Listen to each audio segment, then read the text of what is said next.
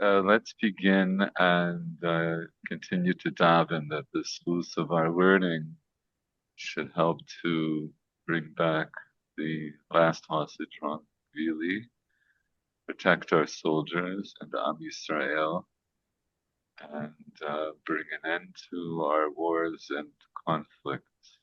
Amen. And with that, so we got up to a certain point in the Gemara, which I'll remind you. You see, the screen I have is from Al Torah because I didn't have time to fiddle uh, with my document. I told you I was having problems with it. I thought I just started a new one, but it didn't work out time-wise, so I apologize. We left actually, I'm going to do a quick summary of what we did so far, just so we remember where we are. And I do want to go back on some of the points here, but I think for the moment we're going to press ahead in the sugya. But uh, mostly what we've done here, second, we we were doing. We're examining the Mishnah that talks about checking someone upon whom a mapolet has fallen. So we came to this braita that said, "Hechan hu bodek." So there was a machloket between the Tanakama and Yesh Omrim. The Tanakama says you check until the nose, and the Yesh Omrim say you check until the heart. And uh, then we digressed a little bit to say maybe this machloket tanaim is also like another machloket tanaim, but we're gonna skip over that. And then really the next part is here, which we ended off last time. Amarav Papa machloket mimata lamala, aval mimala lamata kevan divdakle ad chotmo shuvenu tzarich. So Papa says the machloket that we brought between the Tanakama and the Yesh Omrim about until where do you check, their machloket is only mimata lamala, from below to above. What does he mean from below to above? Meaning that if you find somebody in a lower layer of debris, No, no, the other way around. Find somebody in the upper layer of debris who no, is, no, okay, then I'm wrong. no. It, Michael Schwartz. it's checking if you come across the upper part of the body first, the head first, before the torso. Then you could, if there's no breathing, then you don't need to go further. Right. So the mata here is the lower part of the body, and the mala is the upper part of the body. Michael Werner, what you were talking about, I skipped over. Right? It says that if you find that the upper ones, the Elyonim, are dead, Okay, right. that doesn't mean you shouldn't continue to look for the lower ones and the lower layers. But here we're talking about if we're looking, we have found a single body under debris, and maybe they're completely covered. And when we start digging, we don't necessarily know exactly where the head is or the heart is or anything like that. We might come across the legs first. And if he doesn't show any immediate signs of life, that is, we don't hear him screaming or speaking, we don't see his limbs moving. So we start to dig. That's the whole point of the Mishnah, right? We cover the pile of debris. And if we come across the lower extremities first, or the lower part of the body, which could be the legs, it could be the torso. So on that, machloket mimata lamala. Machloket is between, if you found the machloket between the Tanakama and the Yesh Omrim, whether you check until chotmo or until libo, that machloket is only if you started uncovering him from below, from a lower part of the body. So what's the machloket then? What does the Tanakhama say if you uncover him from the lower part of the body, and then what happens? You find that the heart is not beating. Then the question is whether you keep removing debris or not. Okay, so the Tanakhama would say what, and Yeshomrim would say what? Okay, let's see if I've got this straight. I've got 50-50 chance, so I'm going to. Well, do you remember which is which? What did the Tanakhama say? We just did it 2 minutes ago, but I know. Which makes this all the more embarrassing. I'm not here to embarrass him, but I am here to Lizares. Yes. To be more attentive. Yes. Yeah, but go ahead. Go ahead. Yes. I'm going to say the Tanakhama would say the heart's not beating, then we would keep uncovering him, Nahon. And the Yeshomrim would say, don't. Okay, because the Tanakhama said, until when do you check? Until the nose. Until the nose. See, you got it right. So yes, that would be their machloket. According to the Tanakhama, if you come across someone whose heart isn't beating, you would continue to check to see if they're breathing. Continue to check to see if there's signs of life from the nose. And according to the Yeshomrim, if the heart isn't beating, then there's no point in going on. You would just leave them.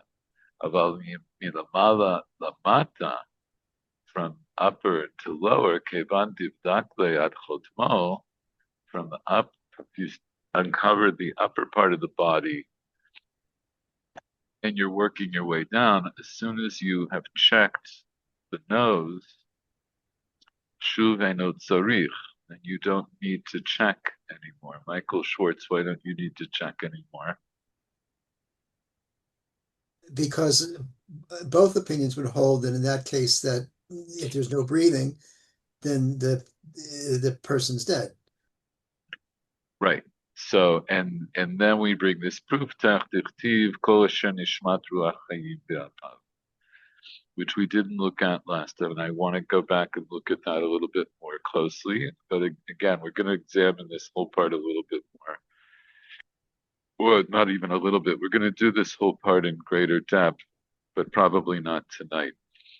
But I'll just tell you that I think I mentioned this at the end of last week's shir. This sugya is one of the most basic sugyot. It's not the only, but it's one of the most basic sugyot that comes into play in modern times, in modern psak, about what the halachic parameters are for keeping someone alive or not. So I'm just going to lay out for you a little bit of that history, the recent history. So the recent history, we'll go back before the recent history. I don't remember now if I mentioned this or not, but I think we talked about this in the 19th century. There was this hashash, right? There was this fear that people were being buried alive. Whether that was based on an actual incident or it was just some kind of a fear, I'm not sure. I read different things. But because of that, there was a rule, at least in certain countries, that you couldn't bury someone until they had been left for 3 days. And then you had to check again to make sure they're actually dead, and then you could bury them. So there was a shaila that was asked to the Khatam Sofer about if a doctor, a Jewish doctor, who was a Kohen, is he allowed to be the one to check the dead body after 3 days? Because after all, there does seem to be some doubt about whether or not this person is alive. And I'm oversimplifying here. It's a longer tshuva, but the Khatam Sofer says no, you can't do that because in halacha, if he stopped breathing, he's dead. And even, regardless of what the authorities of your country think, this is what halacha dictates. There's an earlier tshuva from the Chacham Tzvi, which would be, I think, late 17th or early 18th century, where someone asked him about, uh, uh, you know what, I'll bring this up maybe in a little bit more detail again in the future, but somebody had a shaila about a chicken was already slaughtered and that the heart was missing and they were wondering if a heart is missing, if that's a siman trefut. I think we mentioned this before that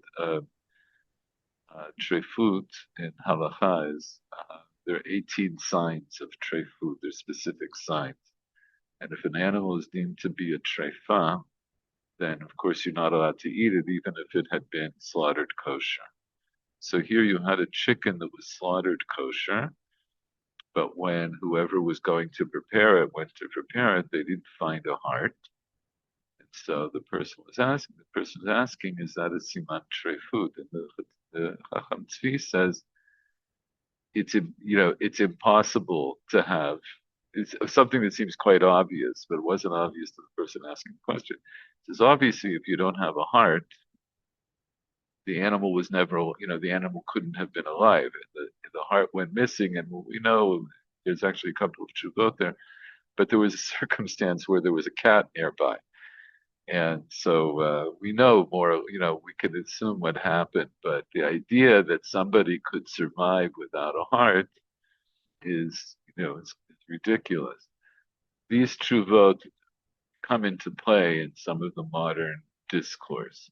So now I will skip ahead and I'll say that but in the 60s, when the first heart transplant was carried out, which was in South Africa, because the United States would not allow it at the time.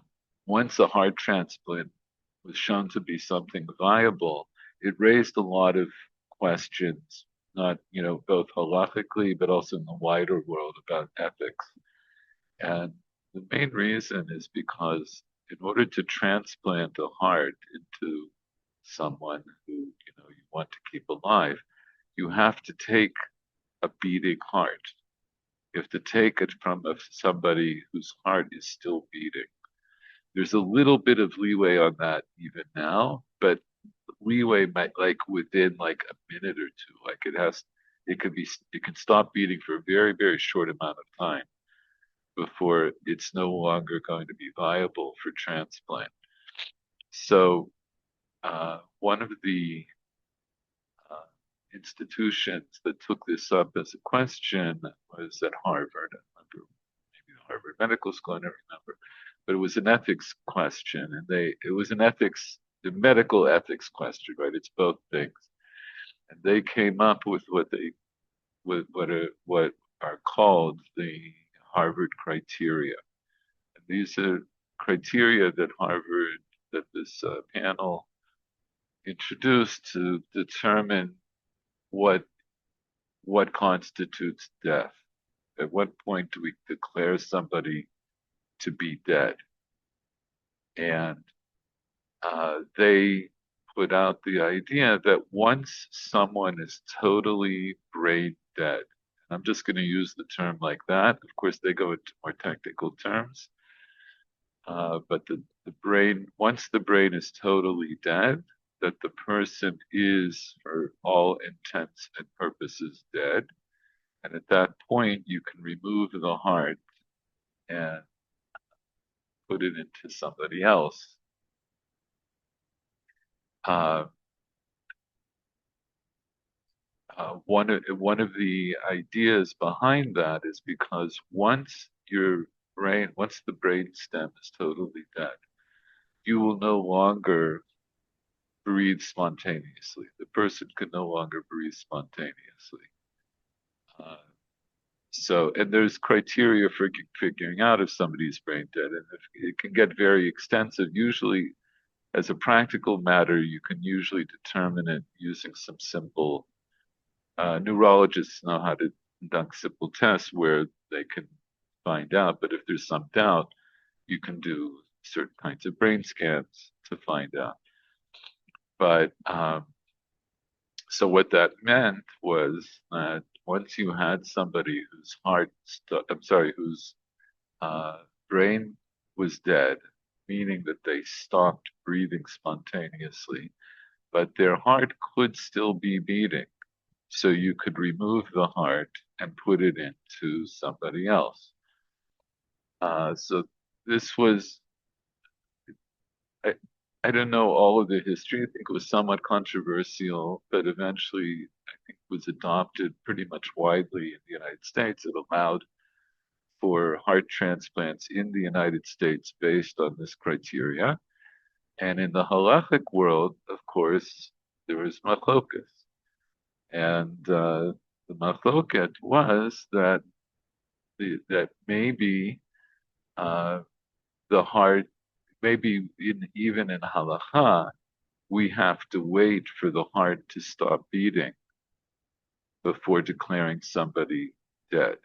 Now, what we've learned so far, you would think that it's obvious that that's not the case, that the simple understanding of this Gemara is that in theory, somebody could stop breathing and we wouldn't care whether their heart is beating or not. We would consider them to be dead.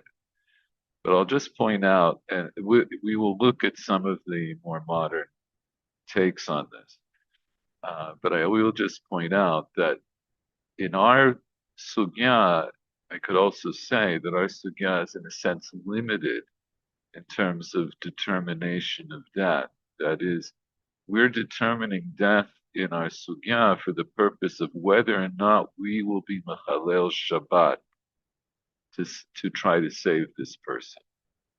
So we could have a case, as we just read now, where L'kulei Alma, both according to the Tanna Kama and according to the Yeshomrim, that if you check somebody's nose and they're no longer breathing, that you leave them on Shabbat.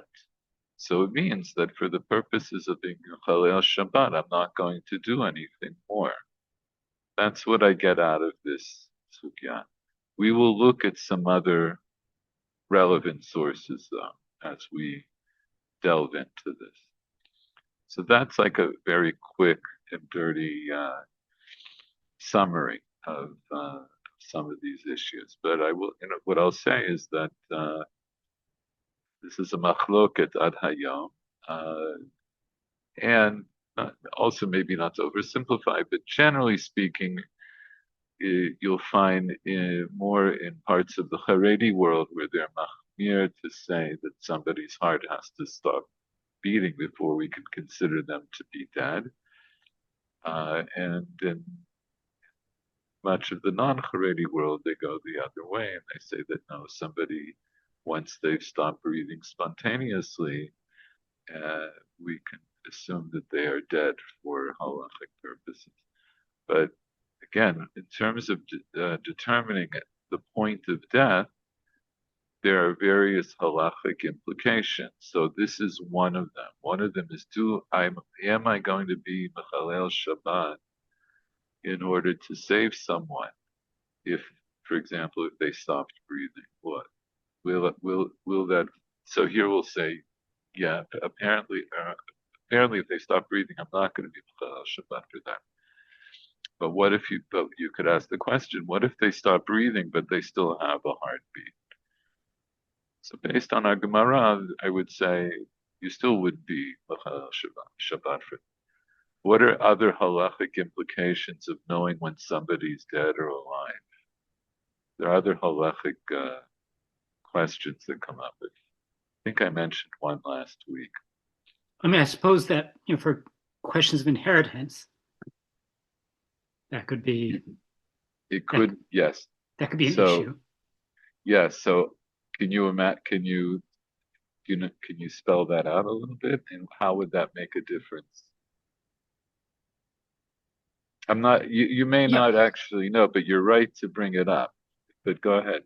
No, I mean the question is, the estate can't be settled until the person is dead, and so Okay.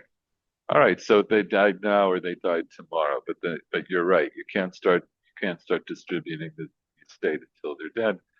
But there are other cases that can come up. So for example, what if this person was about to sign on a document in front of witnesses that gave away all of his possessions to, to somebody who wasn't one of his close relatives. So, if he died before he could sign, or if he died, he doesn't even have to sign. He was going to tell witnesses, give all my possessions to Plony. Um, but if he died, so if he dies before he can say that, then whatever he intended to say is not going to be relevant, right? And uh, uh, and then it'll go after the way the Torah says to distribute the inheritance. Or what if, um, what if what if a son was born around the same time that the father is dying? So before, and maybe you can have different scenarios, but let's say he didn't have any children, but his son is born around the same time as he's dying. Then I need to know, for halachic purposes, if the son was alive at the time of the father's death and then he's the heir, or maybe not. Maybe the inheritance is going to go different. So there are actually a lot of implications for inheritance. Similarly, these are things that the Gemara brings up that sound obscure, but they can happen in real life. Let's say, uh, if a man was about to give a get to his wife and then he died, so there's a difference for the for the wife whether she's a widow or whether she's a divorcee. There are different halachic differences. So, and also in Yibum, it can be a difference. That there are all kinds of things. And also, to go back to one of the examples I brought earlier, is about a Kohen. So a Kohen is not allowed to be under the same roof as somebody who's dead. So what if somebody stopped breathing, but their heart is still beating? Bisman hazeh, it doesn't, it's not going to make any real difference because, in the sense that there's no practical outcome as such if the Kohen is tameh or not tameh. But the practical outcome for the Kohen is whether he's over on an isur of being, making himself tameh. So for all these purposes, what about the family should start mourning? that will also be relevant, right? So at what point do we count this as the point of death Shiva, when does the Shiva start? Well, so Shiva is going to start from the time he's buried. From the burying, yes, but before there is a status. I don't remember the name before you. Aninut. Yeah, Aninut, yes. Right. Okay. So, at what point does the heir, does the family become onanim? Right. That's also another point. So you can imagine in halacha there are lots of different hashlochot, but then also one of the differences is going to be for this purpose.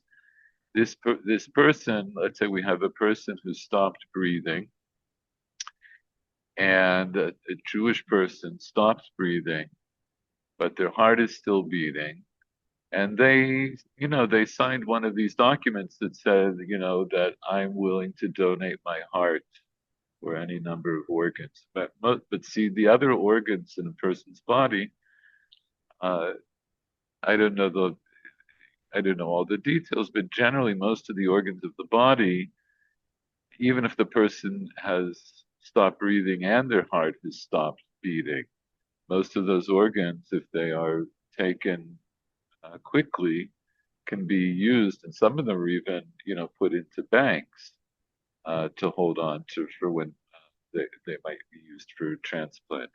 But the heart has to be used immediately. So that makes a very big difference. So this question of the point of death is a very difficult issue. It's just one of many difficult end of life issues. It'll also, also that it will raise the question. So earlier on in the Sugya, the Gemara said that we learned from our Mishnah that you keep digging for somebody even if you know they're only going to live for a short time, right? L'chayei sha'a. Nafka min l'chayei sha'a. So, we need to know if somebody is alive, then I can talk about Chayei Shah. But if I've already pronounced them dead, there is no Chayei Shah. There's nothing else you can do, right? So all of these are questions that are addressed, and as I say, we will look into them further. For now, so one quick question. Just on a purely symbolic level, and there's probably no practical implications to this, but it occurs to me that say in Chumash, at least, sort of or not maybe not Chumash, but in the letters, it's considered seat of Chesed, and the nostrils are the seat of Gevura, there's the anger and Gevura. Is that so? Can we say that is this a definition of where what is the characteristic of life? Is it more sort of the side of Does that make any sense? I thought you were in the middle of a sentence. Oh no, I kind of. Is the seat of life Chesed or Gevura? That's a very interesting question, and honestly, I can't answer it. Yeah. I don't know enough about these are Kabbalistic notions, and I don't know enough about them to say anything how relevant it is. But I assume that in Kabbalah there is discussion about. The only other thing I'll throw in is was told by my cousin's husband, Alav Hashem, passed away. My cousin and her husband were both doctors. She's retired now. She's a pediatrician. He was an endocrinologist, and they a number of times they hosted fora where they would bring rabbis in to discuss these issues. In fact, the first time I was really exposed to this in detail, it's going back like 25 years ago or more now. It's like 30 years now. They hosted a forum in New York that they taped back in the days when we had cassette tapes, and they gave me a cassette tape, and I listened to the whole thing, and they had one rabbi arguing for the side that says that only when the heart stops beating is the person dead. We had another rabbi, Moshe Tendler, very famous Rabbi Moshe Feinstein's son-in-law, who, although he was not a medical doctor, he was a PhD in biology, some branch of biology, and he taught at YU's medical school. He knew an enormous amount. He was also a tremendous Talmid Chacham, and he argued for the concept that brain death is death, not just by the Harvard criteria, but in halacha. And it was a very interesting discussion. I really got into it. I looked up a bunch of different things back then. And what I remember, even though I never ended up passing this on, the person who argued against brain death and that the heart had to also stop beating,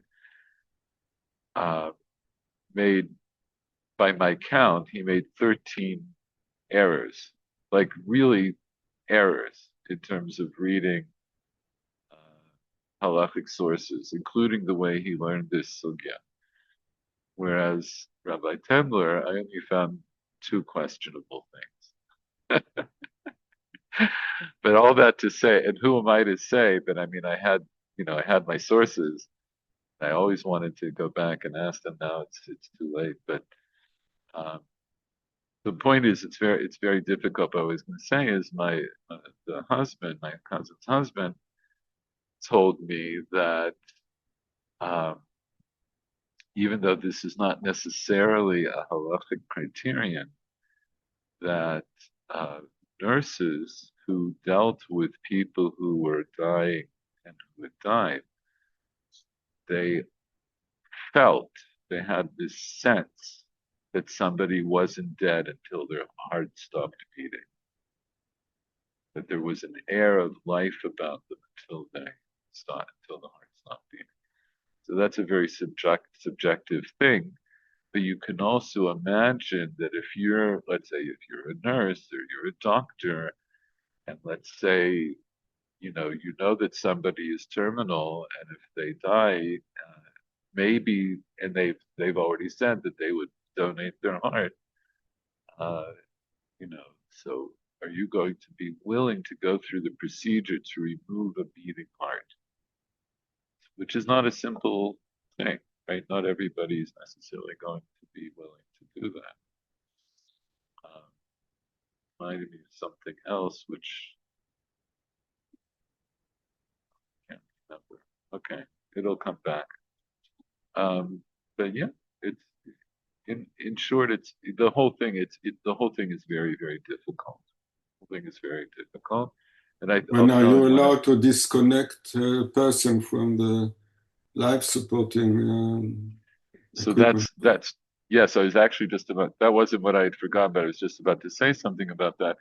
Ramosha wrote a couple of tshuvot about this, and when he wrote the first tshuva, I think it was in the 80s, and at that time, uh, respirator not it was the way the respirators worked. They couldn't be on indefinitely. They had to be switched off for a period of time, maybe like 10 or 15 minutes. I think because they were hooked up to gas balloning, to cylinders or something, they had to change them. It would take a few minutes to change them. Now they have the technology is different. They could go on indefinitely. And this was a question.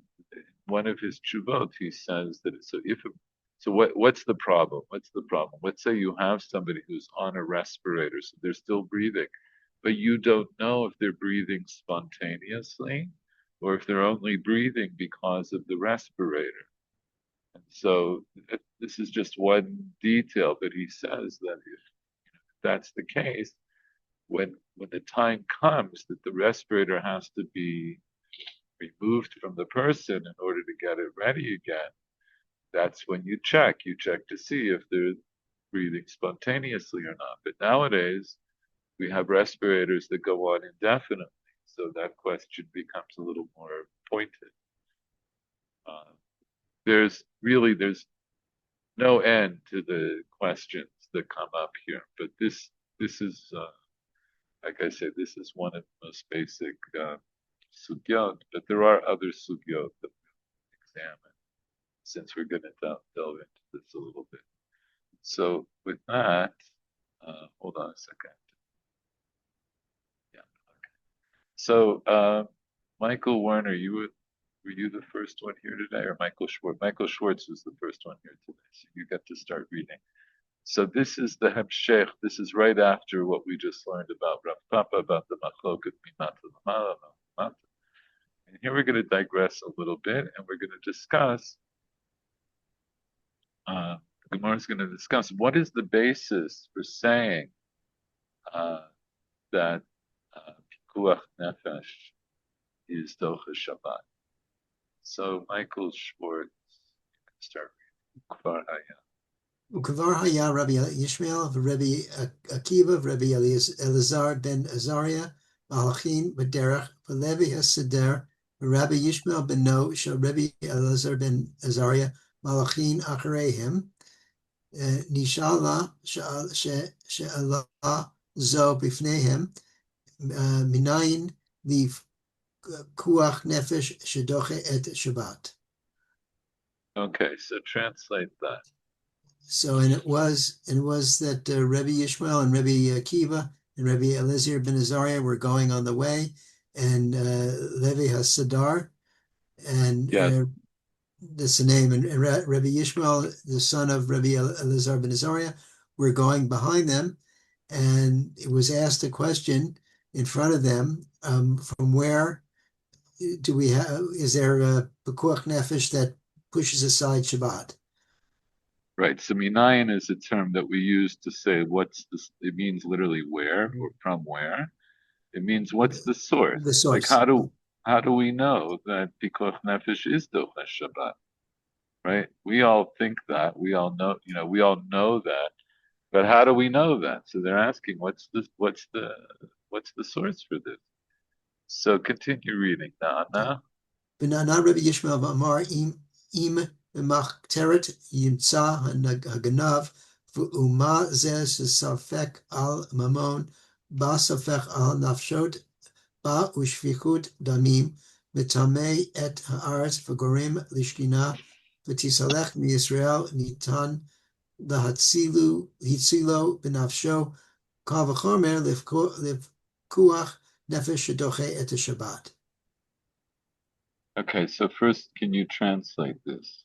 So Rabbi Yishmael answered, and he said, he's quoting from a pasuk from Shemot, in a tunnel, a thief is found, and Okay, so that's the quote. Ima machteret yimatzeh haganav. That's the quote, which we're going to have to look at. But for the moment, just continue. So he quotes this pasuk, and he says, and now he's going to derive from it. And just as there's a doubt on the money, and Shesafek al mamon ba, safek al nefashot ba. just as a doubt on the money, and there's a doubt on the life, and so here, let me correct you. I know the passage. The doubt is whether the thief is burrowing into the house, yeah. After your money or after your life. Right. So how do we how do we translate the words? Michael Werner, safek al mamon ba, safek al nefashot ba. So there is a doubt whether he's coming for money, for money, whether he's coming for life. Right. Okay. Very good. Michael Schwartz continues. And so the spilling of the blood contaminates the land and causes the Shekhinah to go away from Israel.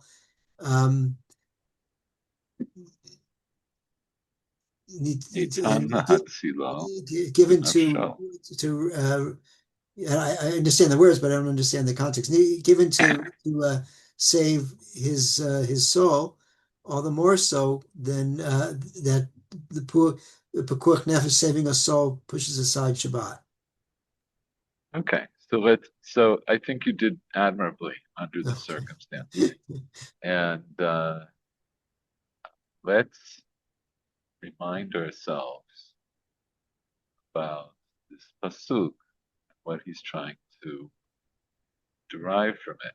But I'll just say as an introduction to this part, there isn't any source in the Torah that says that pikuach nefesh is docha Shabbat, right? And there isn't a pasuk that says this specifically. We're going to see now there are different opinions about how we derive it from the Torah, and we'll talk about it at the end about what the purpose of this exercise was. What were the Chachamim doing when they were doing this? But for the moment, each of them is going to try to derive this principle of pikuach nefesh dochet Shabbat from different psukim. So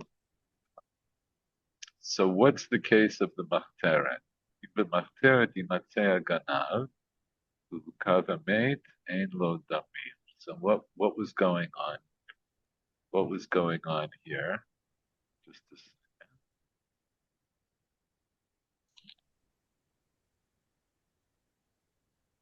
So right before this, we have cases of Geneva. In the case of Geneva, Ki Gnov Ish Shor Oseh, Utbacho, Echaro, Chamisha Bakari Shalem, Tachat Ashor, Varbat Tzon Tachat Hazeh. The person steals an ox or a kid, and he slaughtered it or he sold it, then he brings 5 oxen. He has to pay 5 oxen in the place of the ox that he stole or slaughtered. And he has to give 4 sheep in place of the kid that he had stolen. And then right after it says, Im b'machperet yimatzei haganav, v'hukav v'meit, ein lo damim. So what's the case, Michael Werner? What's the case here? What's going on? So if you find a thief tunneling into your house, this verse would suggest that if you kill him, you're not you're not regarded as having committed murder. However, the next verse would suggest that this applies I would say it doesn't suggest. Well, it says straight out. You did not commit murder. But the next verse would suggest that this only applies at night. So read the next pasuk. Im zarcha shemesh alav damim lo shalem yeshalem im ein lo v'ninchar nevato. So what does all that mean? If the sun has risen on him, meaning that if the sun is if you find the thief tunneling into your house and the sun has risen, and you kill him, then you have committed murder, and you shall pay. You shall be held liable for the murder. However, if the sun has not risen, then wait, it doesn't say if the sun hasn't risen. What does it mean? Im ein lo v'nimkar b'kenevato. What does that mean? Oh, actually, no. If you didn't, Im ein lo. What does that mean literally? If he doesn't have. If he doesn't have. So what doesn't he have? Ein lo. What? So if he doesn't have the resources with which to pay the blood money, to pay the blood price for having killed the thief, then he is sold to make good his debt. Well, nimkar b'gnevato. Then actually. Oh, wait a second. No, if he didn't, this says that he did kill the thief. So therefore, the thief is sold for his theft, for whatever goods he's.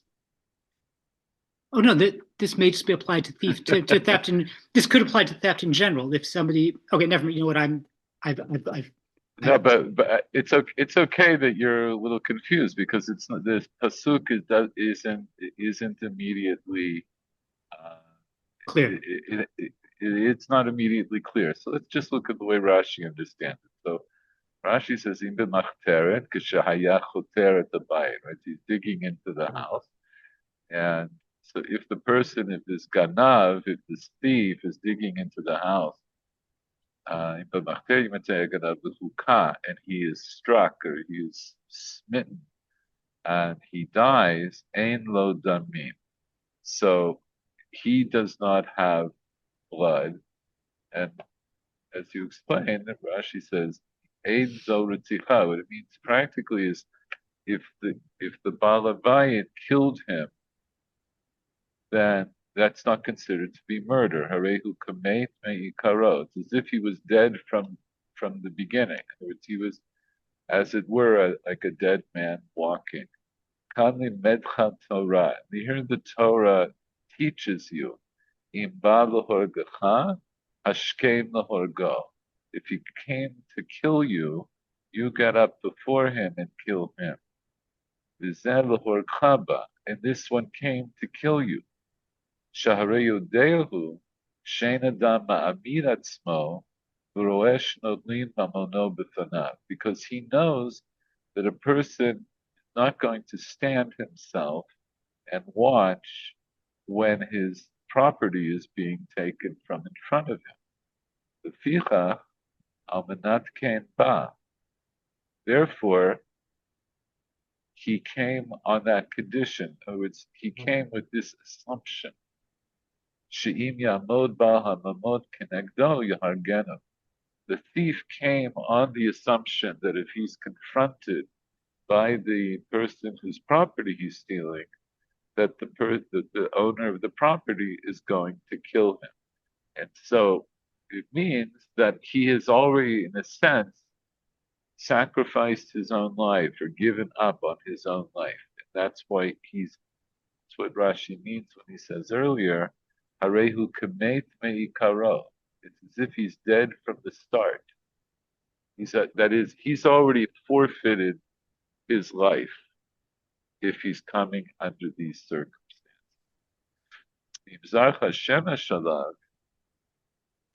So Rashi says, "Ein ze el kamin mashal." This is only like an allegory, an analogy.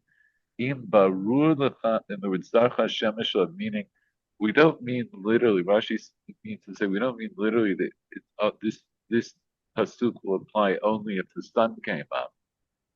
But zarcha shemesh is a mashal, and what does it mean? Im barur lecha hadavar sheyesh lo shalom imcha.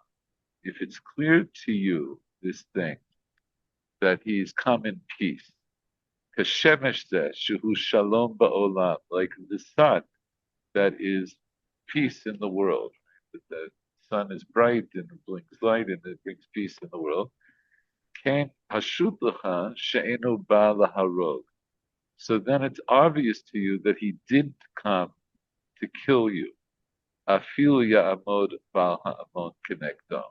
Even if he would know that the property owner is going to stand in front of him. Kigo, what would be an example? Av hachoter lignov mamon haben. If the father broke into his son's house to steal his son's property, Yadua shrachmei av haraben. We know that the father has passion for his son. So if it was a case where the thief was a father, the financial thief is a father, he broke into his son's house in order to steal his son's property, the son knows that the father would never kill him. That's going to be the assumption.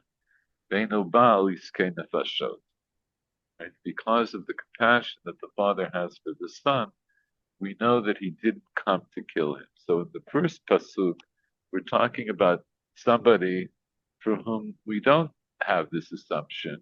Our assumption is the opposite. If someone breaks into your house, he knows that you may confront him and kill him. If he breaks into your house in order to steal, you may confront him and kill him. And so it ends up, if you kill him, you're patur from any punishment. But if the person breaking into the house is a person for whom the property owner knows is not going to kill them, and if it's clear to you that that's the case, barur kashemesh, right? It's as clear as the sun. Then we have to assume that he didn't come to kill you. Then damim lo. He's considered as a living person, and not that he's already dead.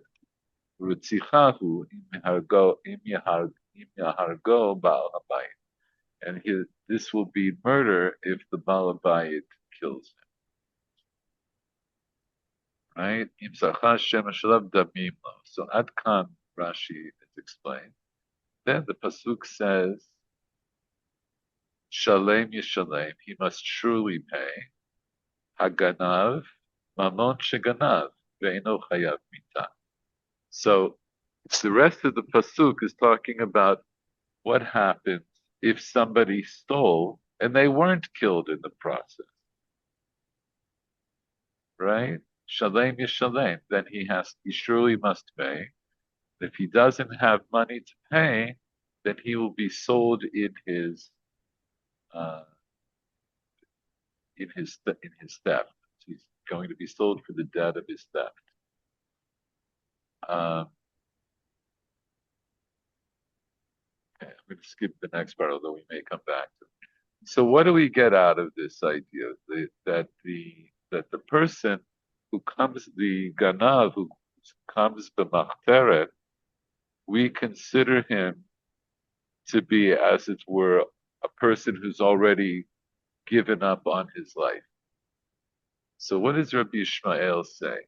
Im b'machteret yimatzeh haganav, right? So he quotes the pasuk, meaning, and here this is an example of we see many times in Chazal. He only quotes the first three words. The drasha is from the whole concept of the whole pasuk, right? So what does he say? He wants to make a kal v'chomer. He wants to say as follows: Mazeh shesafek al mamon ba, safek al nefashot ba. So just as this person who's a ganav, and we don't know if when he broke into the house, if he was coming to steal, if he was coming for money, or if he was coming to kill. We have a safek whether he came just for money or maybe he came in order to kill. And we know that killing is very bad because the spilling of blood defiles the land and it causes the Shekhinah to remove itself from Israel. And so this person, nitan lahatzilo b'nafsho. So even though it's a safek, whether or not he's considered to be, as it were, like a dead man coming in. Maybe he only came from Ammon and he had no intention of killing at all. So we have a safek whether or not he's chayav mitah. And nonetheless, nitan lahatzilo b'nafsho. Nonetheless, what does that mean? He is given over to be saved with his life. What does that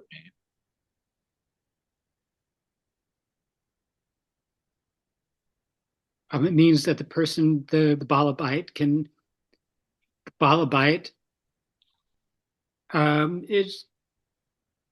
kill him in order to save his own life. Yeah, yeah. The Balabite can kill him because out of fear for his life, he's allowed to kill him.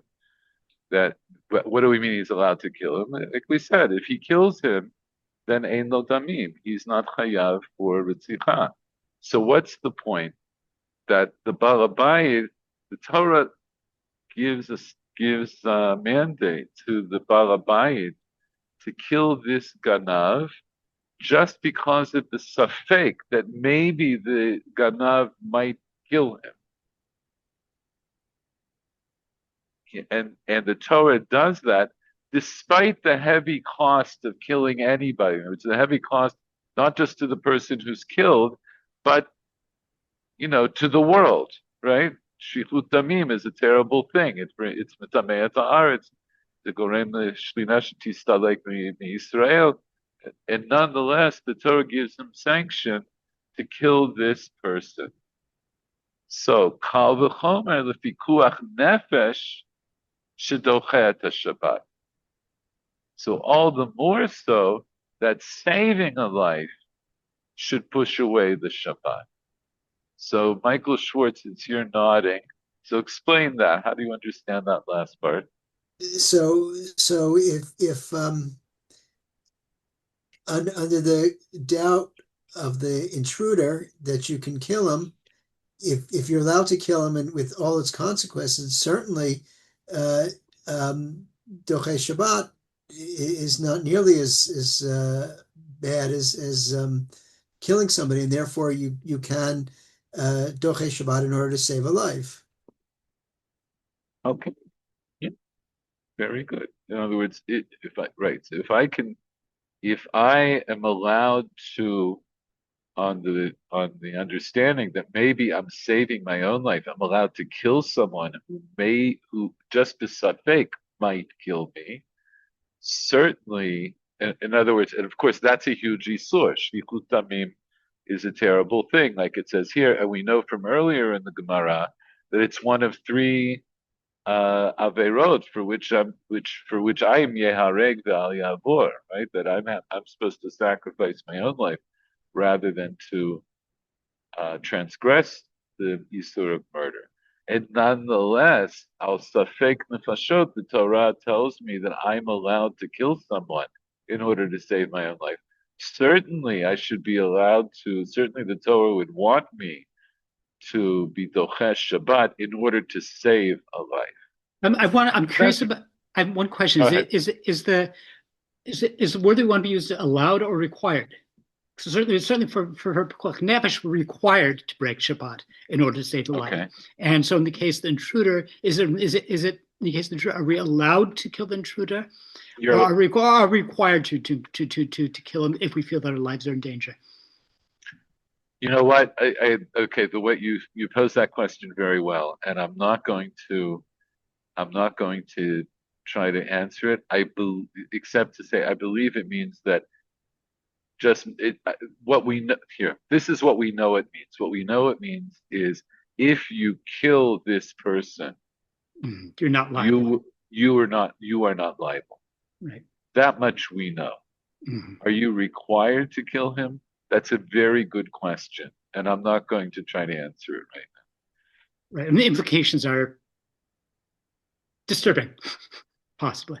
Well, I think it's disturbing either way. Yeah, nachon. It's right. In other words, maybe you think, whatever.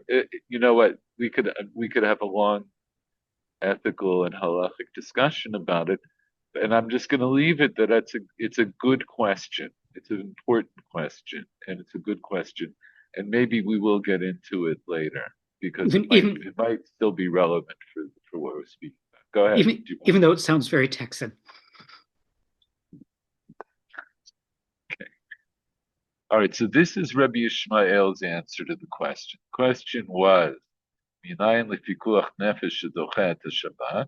he says, I learned from the case of Hababa Machteren, right? The person who comes to Machteren, I learned as a kal v'chomer. So it's not that the Torah came out and said you should be dochesh Shabbat in order to save a life.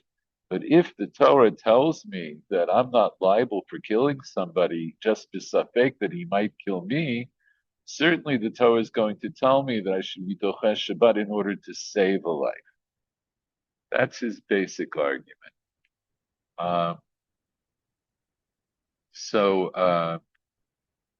Michael Werner, one entry, not Rabbi Akiva.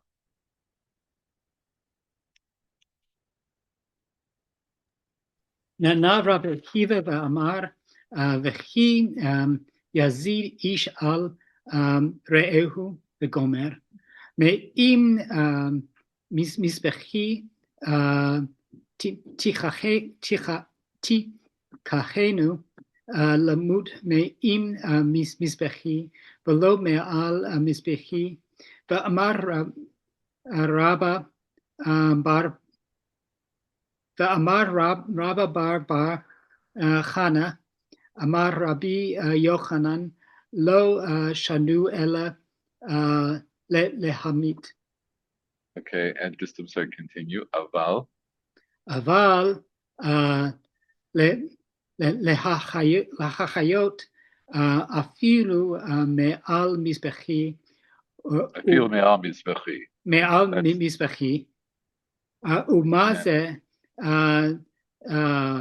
שספק יש ממש בדבריו, ספק אין ממש בדבריו, ועבודה דוחה השבת. קל וחומר לפיקוח נפש שדוחה את השבת. Stop, right. Stop. Okay. So let's go back and look at this.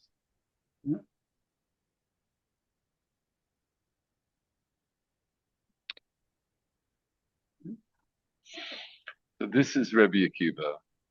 So So Rabbi, oh, go let's ahead. just give me a second.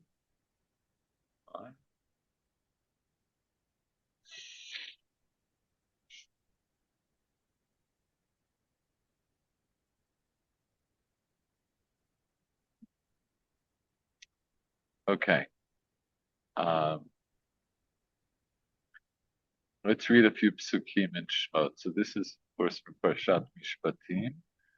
And I'll just read, Makei ish v'meit mot yuman. Right? So here's where the Torah says very explicitly, you strike someone and that person dies, then mot yuman. Then you, the person who struck them, are chayav mita.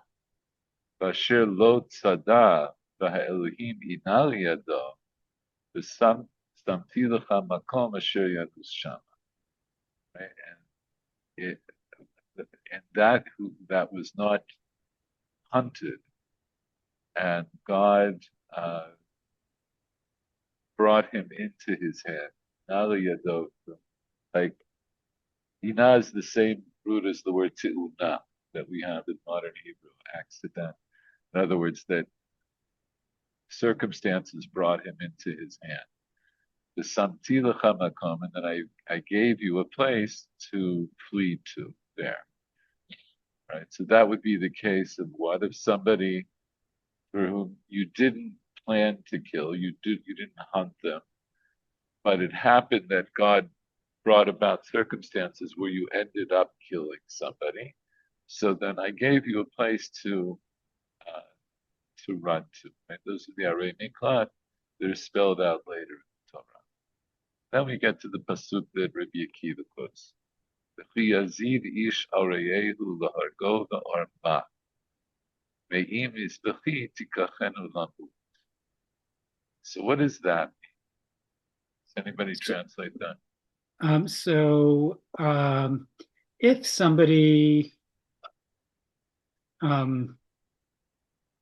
Yazid, if somebody ambush or lay in wait to ambush his. So Yazid is the same. It's the same root as the word mezid. What is mezid? Oh, deliberately. Deliberately. If somebody, so ki Yazid ish alrei. If somebody deliberately killed him, his companion. Right. Yazid ish alrei largo ba'arma. He deliberately or set out to kill the arma. What's arma? I believe in ambush, just lay in wait.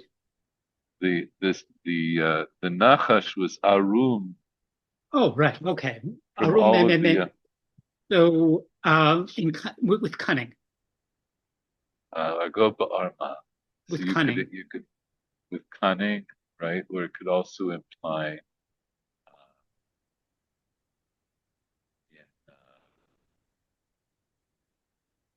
Or with deceit, with your yeah. Let's see. The Al HaTorah translation agrees with you. Okay, with cunning. So then, what's the hemshech? Then what's the din? Me'im mizbechi tikachenu lamu. Then you shall take him even from my altar to kill him. Okay. So now, what does that mean? You're going to take him from my altar. What is that? What's that talking about? So if he is, presumably he's, I mean, it could be even that he's gone into the Kodesh Kodeshim where no one's allowed to enter. Well, the Kodesh Kodeshim doesn't have a mizbeach. Oh, right, no, okay, right. No, thank you. Yes. Never mind that. But I'm guessing, I mean, there's the, I know that there's, I'm not thinking that like one of the people whom David instructed Shlomo to kill did in fact hold on to the horns of the altar and was pulled away, if I recall. Yeah, that's correct. Does anybody know who that was? And I want to say it's Yoav, but I don't. I get. You're right. It was Yoav. Okay. Yoav runs to the mizbeach. So one way of understanding that would be that in terms of what we know that Yoav did, that there's this idea that if you're holding on to the Mizbeach, that gives you a kind of sanctuary. קרנות המזבח. Oh, yeah, Yesh Lamar, right? If you're holding on to the well, I think you could only hold on to one at a time because they were 5 amot apart from each other. Unless you're Quasimodo. So, but it says Carnot, so maybe people were very, very large, very big. Yeah, so we may look at that, but for the moment, let's just stick with this pasuk here. But let's take a simpler. Let's keep that in mind, and let's just say Me'im Mizbechi Tikachenu Lamut. Who normally is at the Mizbeach? Who would normally be found at the Mizbeach? Cohen.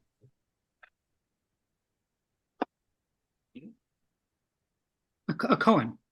A Kohen. Right. So, and what does the Kohen do at the Mizbeach?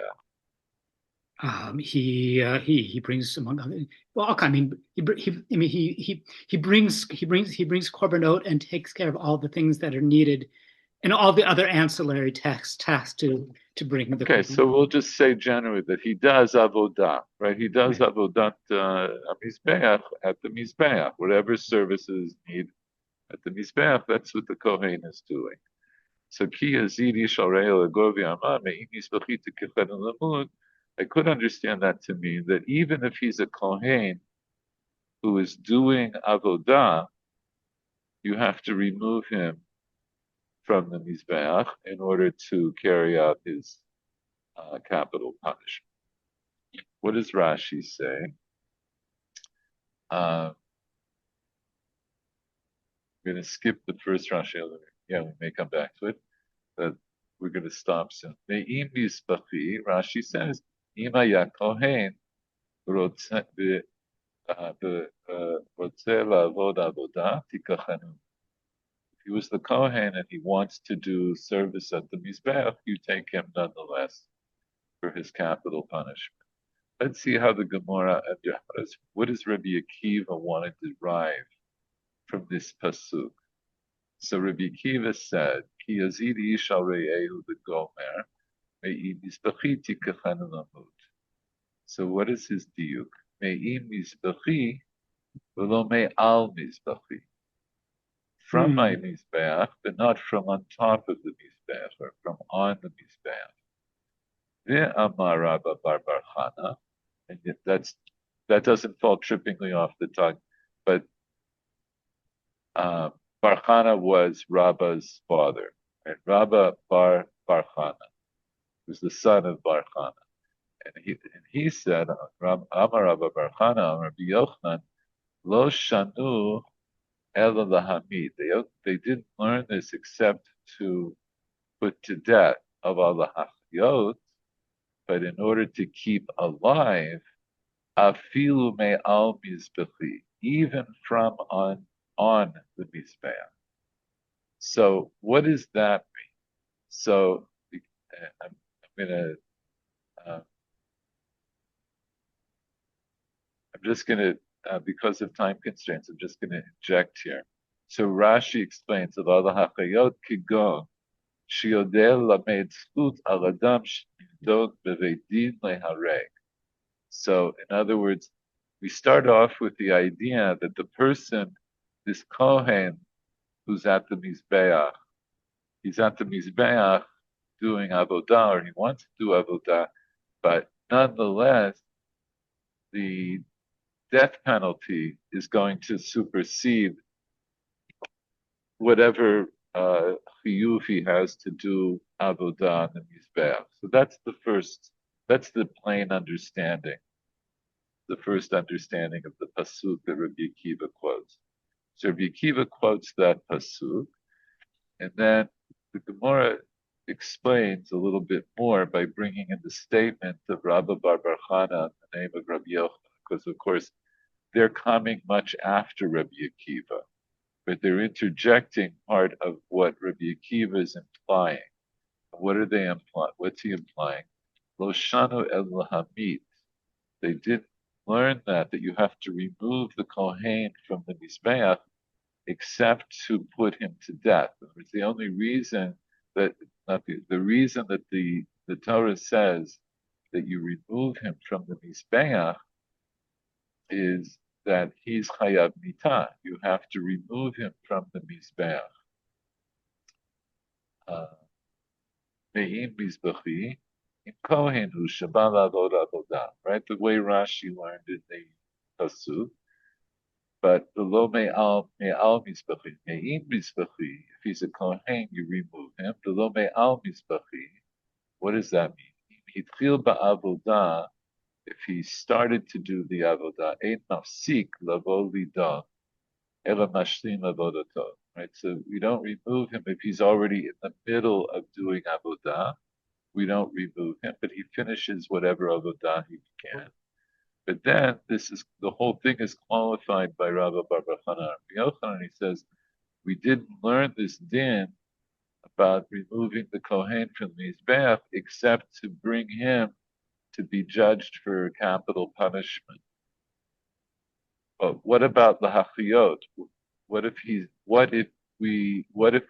Kohen in question, or the person on the Mizbeach in question, can help to keep someone alive? What would that be? So Rashi explains, "Avalachiot kigo shildei lamed zchut al adam shenidon beveit din lehare." What if the kohen there is someone who could be brought to a capital case where someone is on trial for their life, and he can bring evidence or testimony that might save that person's life?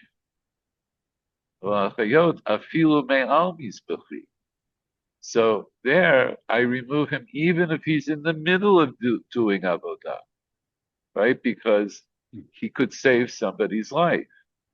And now we have Rabbi Akiva's did his gal b'chol. Ma zeh shesafek yesh mamash bidvarav, safek ein mamash bidvarav, va'avodah docha Shabbat.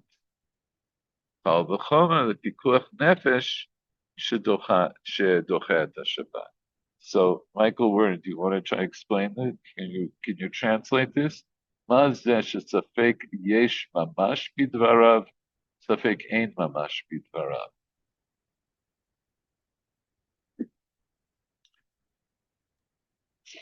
So what is this for which there is truly doubt about the thing, and the thing for which there is not doubt in the thing? Okay, so let's stop here and understand this. So first of all, umazeh means, like I translated before, it means just as this one. Oh, just like this one. Right. Shesafek yesh mamash bidvarav. What does that mean? The doubt in yesh mamash bidvarav. What would that mean? That there literally, there is doubt, really, truly, in the thing. No. Okay. No. You're putting mamash on the safek, but the mamash is bidvarav. Safek yesh mamash bidvarav. Specifically on the thing, or truly on the thing. So here, this one, and about whom there is a doubt, if there is something mamash, something real, or we might say something in this context, something substantive or relevant in his words. In other words, who is this one? He's the Kohen that we're removing from the Mizbeach, even in the middle of Avodah, because he may be able to exonerate someone who's on trial for their life. So we say, if this one, about whom there's a doubt, in other words, we don't know until he gets to Beit Din and gives his evidence or gives his testimony, and then he'll be examined and cross-examined. We don't know if whatever he's bringing to the trial is actually going to save someone's life or not. We won't know until later. Safek, right? Safek yesh mamash bidvarav, safek ein mamash bidvarav. I don't know if what he says is actually going to be relevant to the trial. So I'm sorry. Now continue the avodah. Um, um, and and it, and the priest's service pushes off Shabbat. Okay, what does that mean? So, the priest's service is so important that it pushes off Shabbat, and despite that, will pull him away from his service in order to give potentially exculpatory testimony, even though we don't know if it's even if we don't know if it's going to be, even if there's doubt whether it's actually exculpatory or not. Very good. And because my battery's about to run out, I'm just going to read to the end and then stop. So therefore, all the more so that pikuach nefesh should be doche Shabbat. So in this case, where there's a doubt whether this person is going to save somebody's life or not, but nonetheless, it pushes away avodah, right? It means that I take somebody away from avodat mizbeach, which and the avodah itself is doches Shabbat. So certainly in a direct case where I know that there's a safek that I can save someone's life, of course I'm going to, and I don't have to be doche avodah bebeit hamikdash. I can just be mefakeh hatagal. Certainly I'll do that to save someone's life. And I'm going to leave it at that. And then we still have more. We have Rabbi Elazar. We have the other ones, Rabbi Yossi, Rabbi Yehuda, and we have some other ones who other opinions of not including the people who were in the original group. So I'm leaving it for now, and I'll see you, God willing, next week. Thank you. Right. Okay. Which content will you be on? I'll still be here, Bezrat Hashem. Okay. All right. Bye-bye. Bye-bye. Good night. Thank you. Bye-bye. Good night. Or good day, or yes.